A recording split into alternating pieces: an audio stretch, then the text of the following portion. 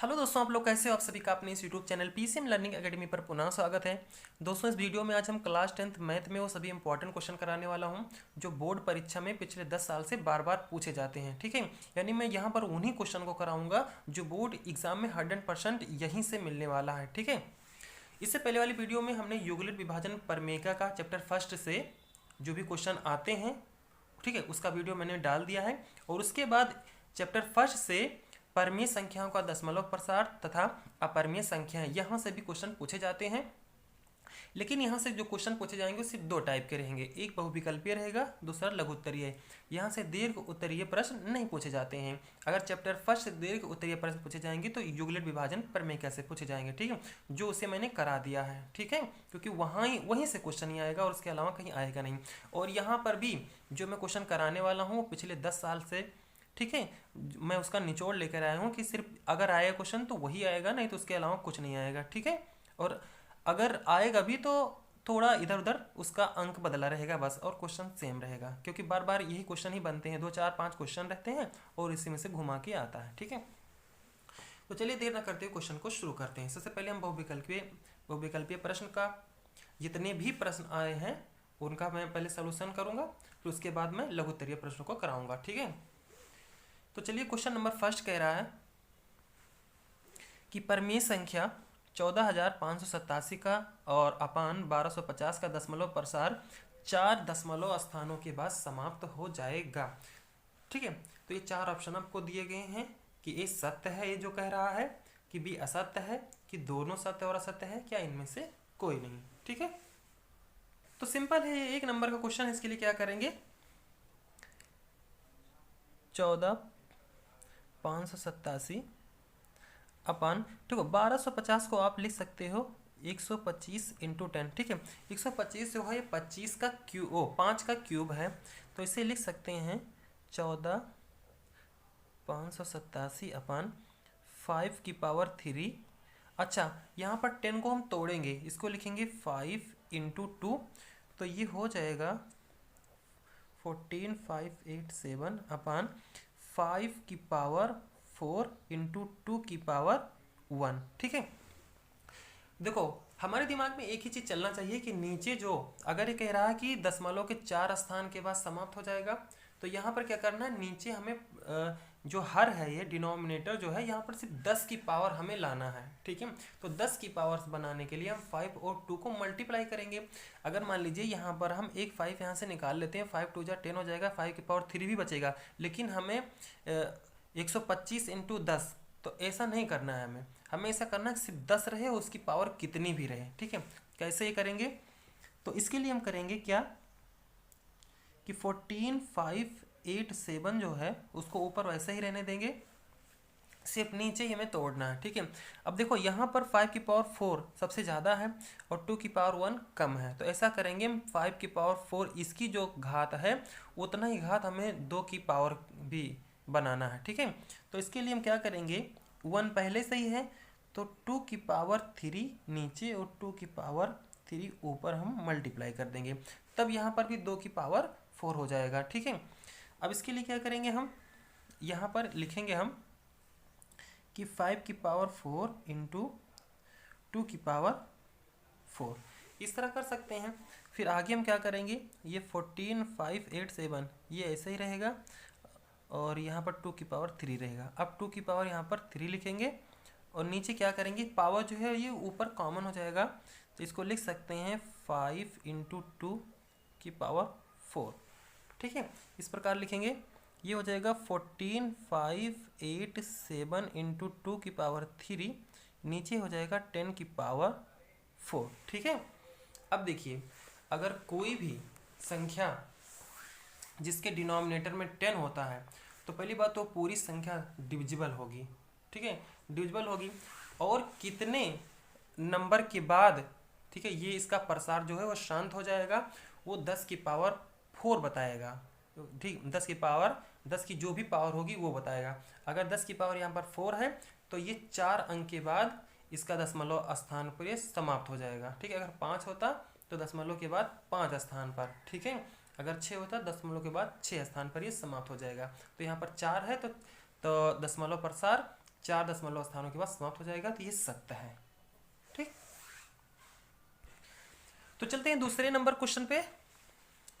Question number 2 है कि दशमलव संख्या में व्यक्त हो सकने वाली परिमेय संख्या होगी। ठीक है, ऑप्शन ए है 124/164, बी है 131/30, सी है 227/625 और डी है 625/462। ठीक है, तो इन चारों में आपको चूज करना है कि कौन सी ऐसी संख्या है जो दशमलव संख्या में व्यक्त हो सकती है। ठीक है, तो इसके लिए चेक करेंगे। सबसे पहले चेक करना है आपको डिनोमिनेटर। डिनोमिनेटर में क्या होना चाहिए कि 2 की पावर n इंटू 5 की पावर m, इस प्रकार का अगर नंबर है। इसके अलावा यानी डिनोमिनेटर में 2 की पावर चाहे जितनी हो, इंटू में 5 की पावर चाहे जितनी हो, उसके अलावा कोई और नंबर नहीं होना चाहिए। ठीक है, अगर कोई और नंबर है तो वो परमीय संख्या में व्यक्त नहीं होगी। अगर ऐसा है तो 100% वो परमीय संख्या में व्यक्त हो जाएगी। ठीक है, आइए इसका हम फैक्टर करते हैं डिनोमिनेटर का।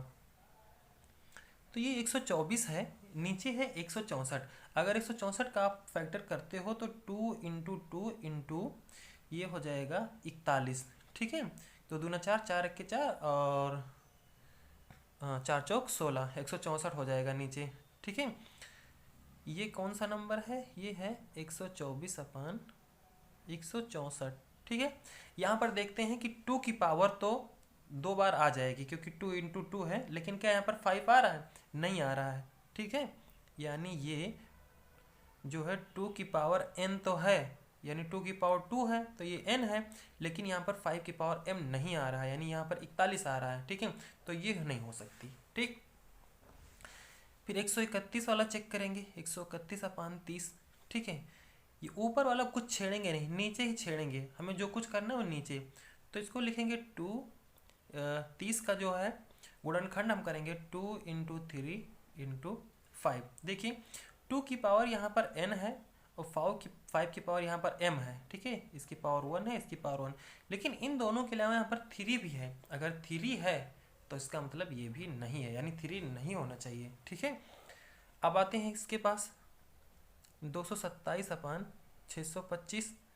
227 को कुछ नहीं करेंगे, 625 जो होता है 5 की पावर 4 टाइम्स अगर मल्टीप्लाई करते हैं, 5 5 जा 25, यानी 5 25 पंचे 125 पंचे 625। ठीक है, यानी 5 को अगर 4 बार आप मल्टीप्लाई करोगे तो ये 625 आ जाएगा। तो आपको पता है कि 5 को हम लिख सकते हैं 5 की पावर 4। अच्छा, क्या यहाँ पर और कोई नंबर नहीं है? तो क्या हम 2 को 2 की पावर 0 लिख सकते हैं कि नहीं?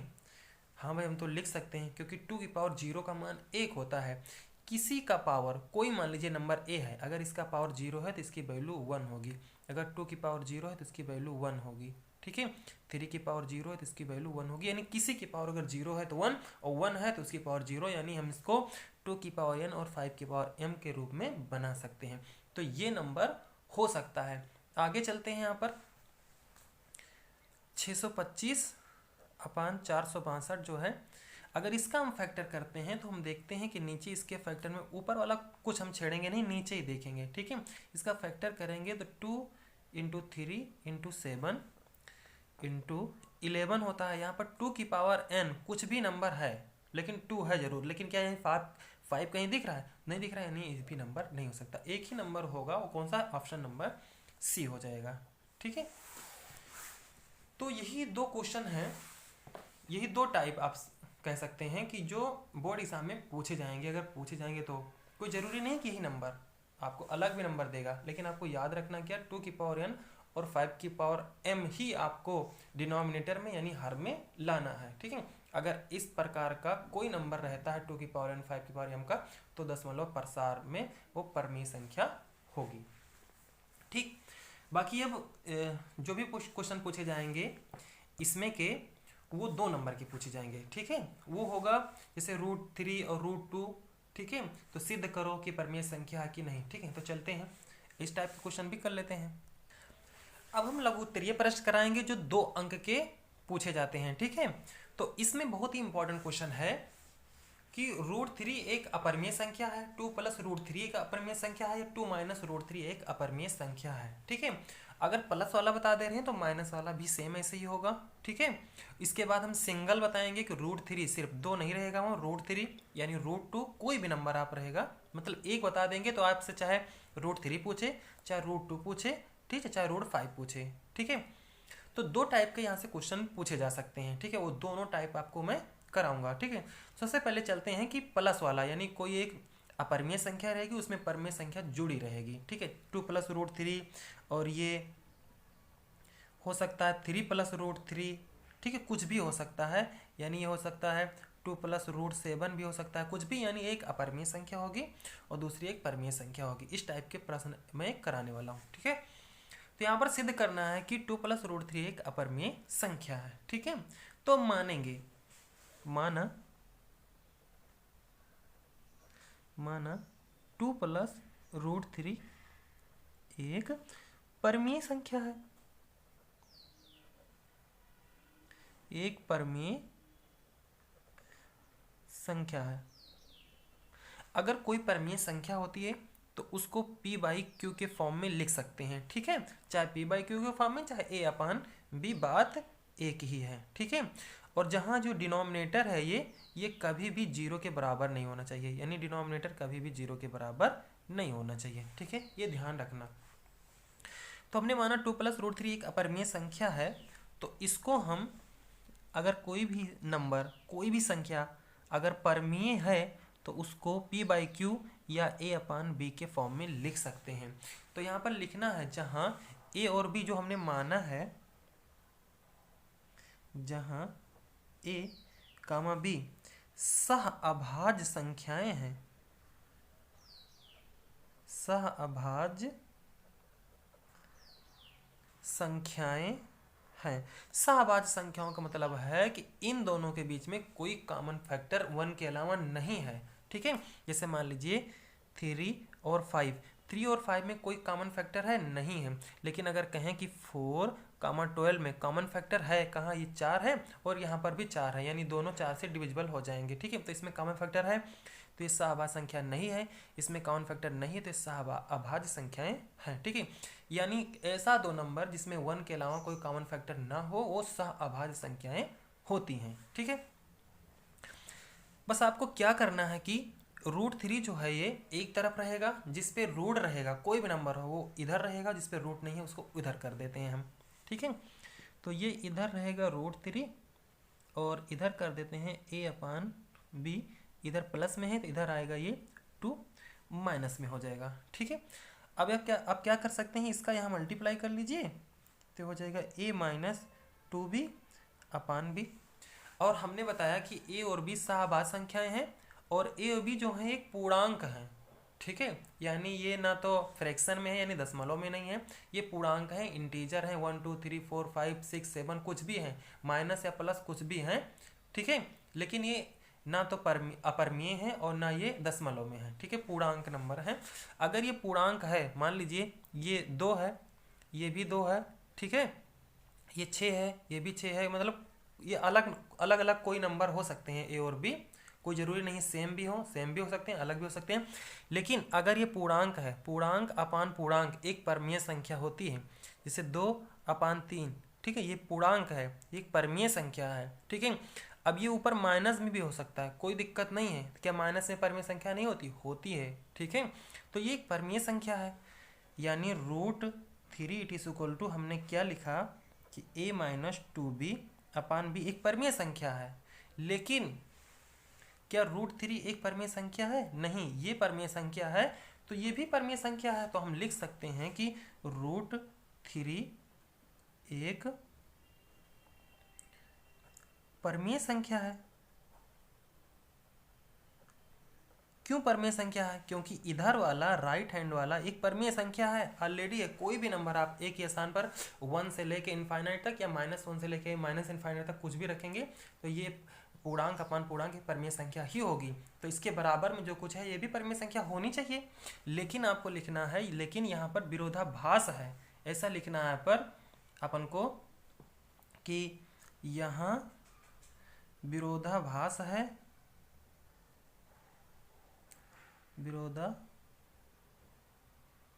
यहाँ पर विरोधाभास है, अर्थात √3 एक अपरिमेय संख्या है।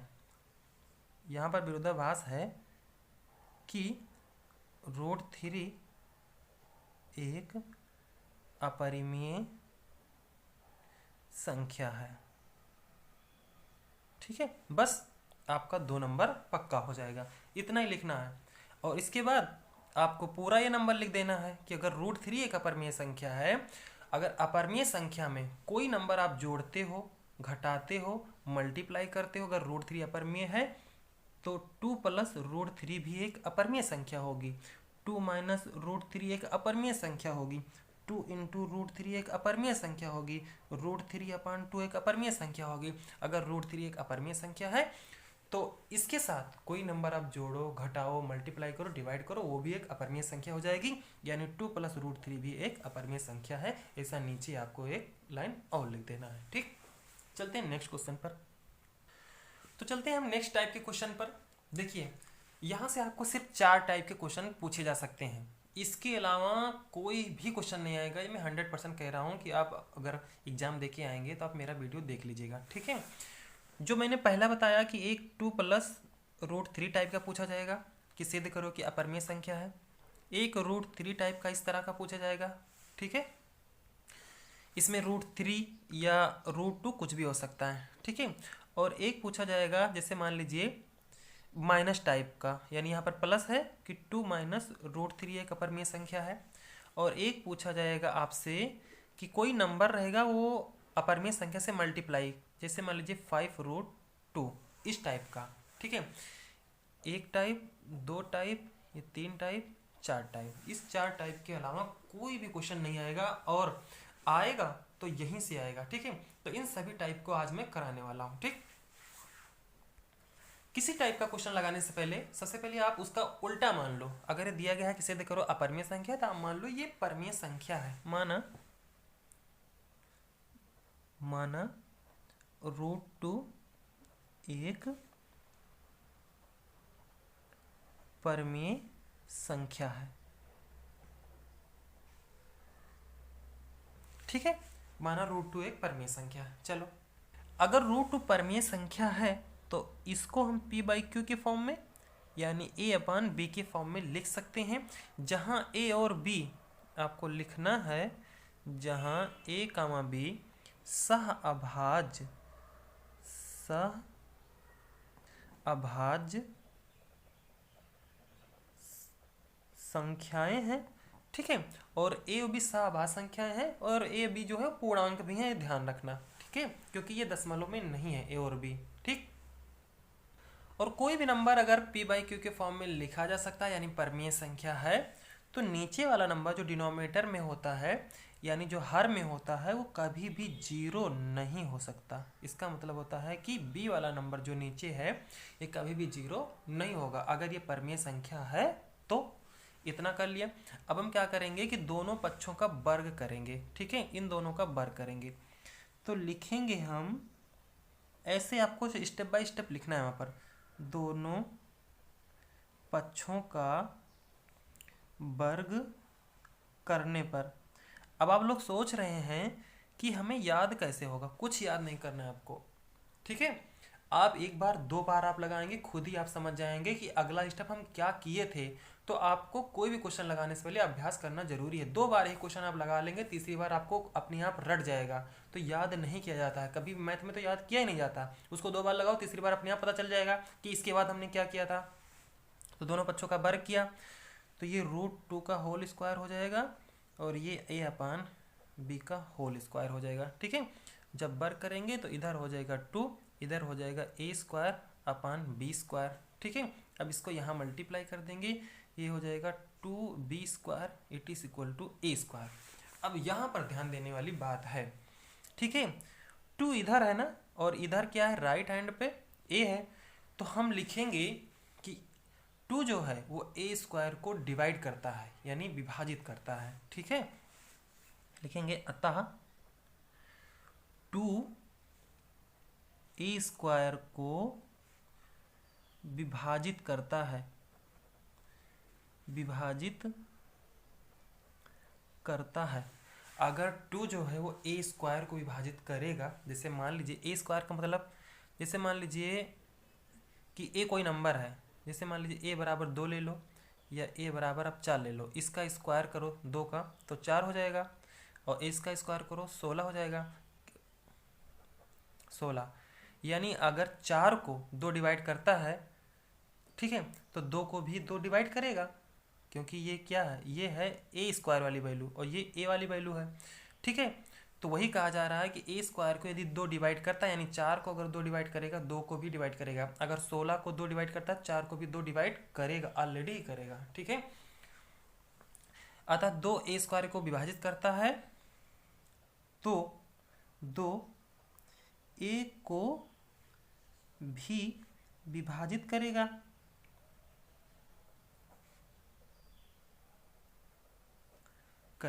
इतना लिखना है आपको। सेकंड स्टेप में आपको क्या करना है, आपको मानना है कोई नंबर, ठीक है। जैसे कि माना ए बराबर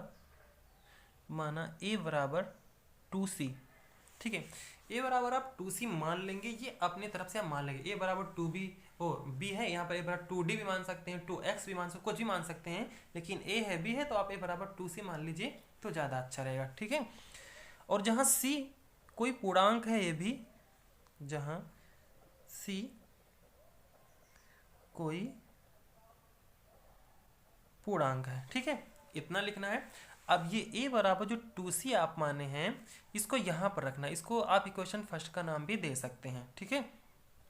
इसको यहाँ पर रखेंगे a के स्थान पर 2c, तो ये हो जाएगा 2b स्क्वायर।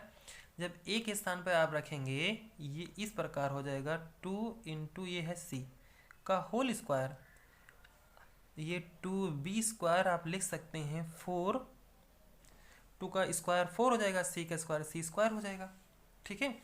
अच्छा, इधर से ये कट भी सकता है, 2 से आप काट दो तो ये हो जाएगा b square it is equal to 2c square. अब देखो लेफ्ट में 2 है ना, राइट में देखिए यहाँ पर b है, जैसे यहाँ पर देखेंगे कि लेफ्ट में 2 था, राइट में जिधर 2 है उसके अपोजिट वाले को 2 डिवाइड करता है, इधर 2 है इसके अपोजिट वाले को यानी b को 2 डिवाइड कर रहा है, ठीक है। तो हम जैसे यहाँ पर लिखा था वैसे यहाँ पर लिखेंगे कि अतः 2 जो है b स्क्वायर को विभाजित करता है,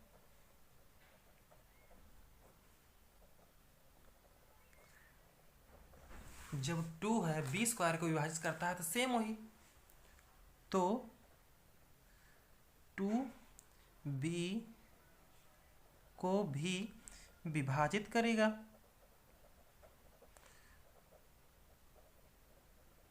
b को भी विभाजित करेगा। और हमने शुरुआत में क्या माना था कि a और b जो हैं वो सहअभाज्य संख्याएं हैं, a और b सहअभाज्य संख्या है।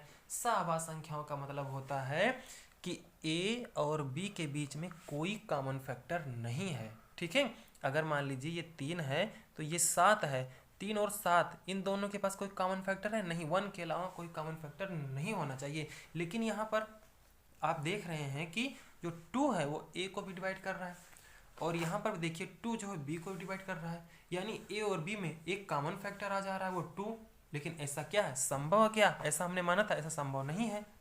हम लोग क्या लिखेंगे कि 2a और b दोनों का उभयनिष्ठ यानी कॉमन होता है, उभयनिष्ठ का मतलब कॉमन, उभयनिष्ठ गुणनखंड है,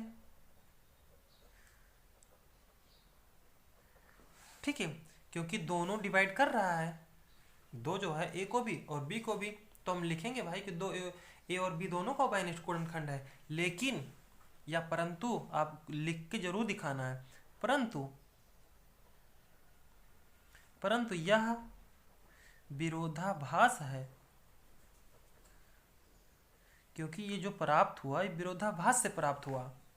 भास है कि a कामा b सहअभाज्य हैं, यानी इन दोनों के बीच में कोई भी उभयनिष्ठ फैक्टर नहीं है, सहअभाज्य संख्याएं हैं, बस खत्म हो चुका, शाहबाज संख्याएं हैं, अतः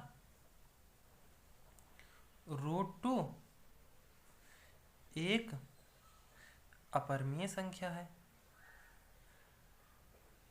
अपरिमेय संख्या है। ये विरोधाभास कहाँ से प्राप्त होता है? क्योंकि हमने शुरुआत में √2 को परमीय मान लिया, इसलिए यहाँ से विरोधाभास हमको प्राप्त हुआ। ठीक है, तो इतना आप करेंगे तो आपको जितना भी नंबर दीजिएगा पूरा का पूरा आपका एक भी नंबर नहीं कटने वाला है। ठीक है, तो चलते हैं नेक्स्ट टाइप के क्वेश्चन पर।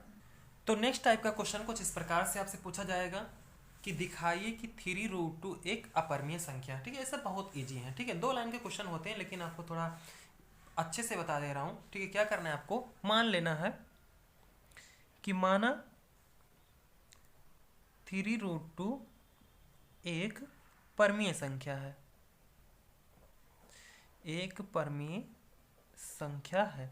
अगर ये परमीय संख्या है तो इसको p/q के फॉर्म में लिख सकते हैं, चाहे p/q के फॉर्म में लिखो, चाहे a/b के फॉर्म में लिखो। ठीक है, तो 3√2 को हम p/q के फॉर्म में यानी a/b के फॉर्म में लिख सकते हैं। अगर ये परमीय संख्या है तो a और b जो है एक पूर्णांक है और शाहबाज संख्याएं भी है। ये ध्यान रखना, हमेशा शाहबाज संख्याएं जरूर लिखना है। हम लिख दे रहे हैं कि जहां a, b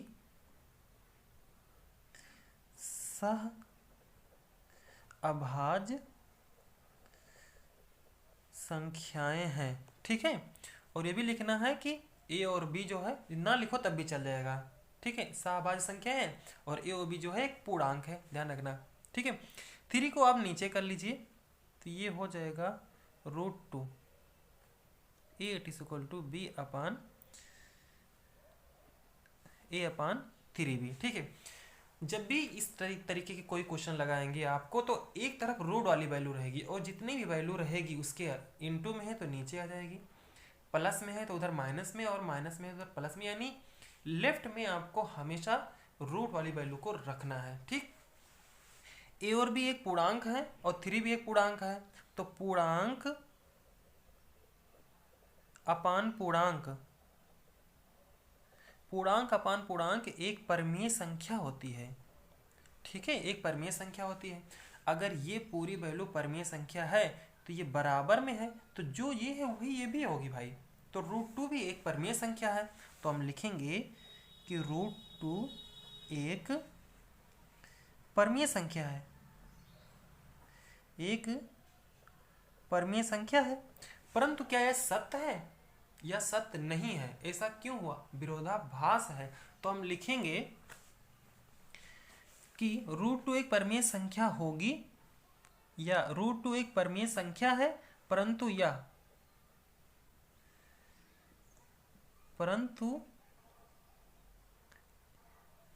यह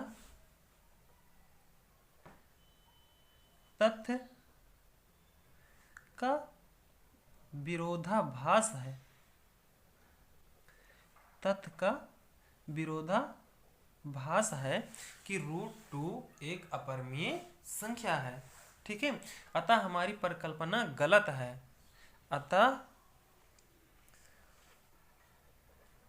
अतः हमारी परिकल्पना गलत है।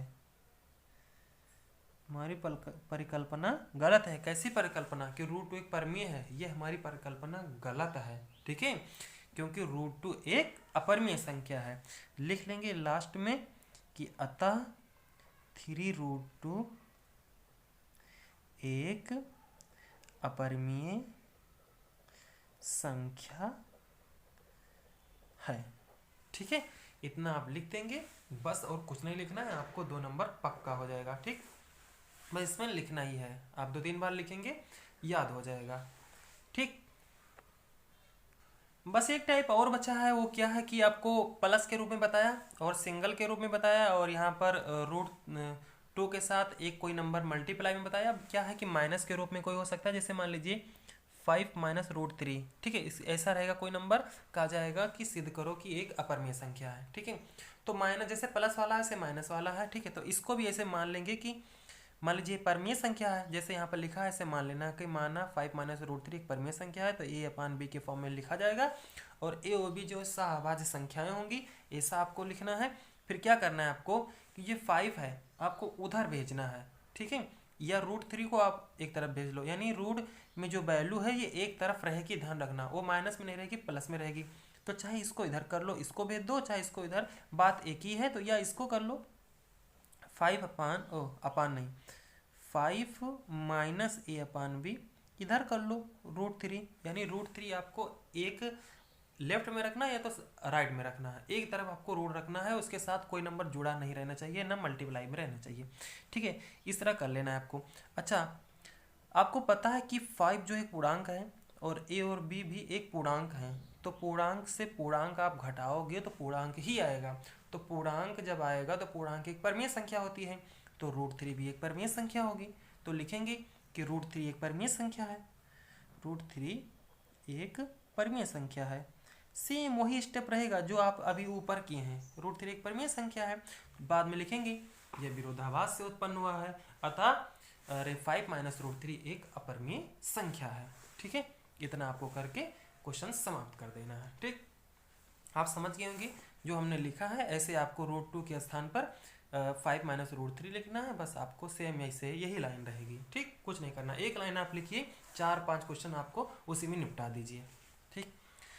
तो आई होप आप समझ गए होंगे कि इस टाइप के जितने भी क्वेश्चन आते हैं बोर्ड परीक्षा में, और उसको आप कर लेंगे, और इसी टाइप के क्वेश्चन ही आपको मिलेंगे 100% मैं बता रहा हूँ, ठीक है। और इससे बाहर कुछ भी नहीं आएगा, और कोई क्वेश्चन है ही नहीं है, ना बनता है, तो आएगा कैसे।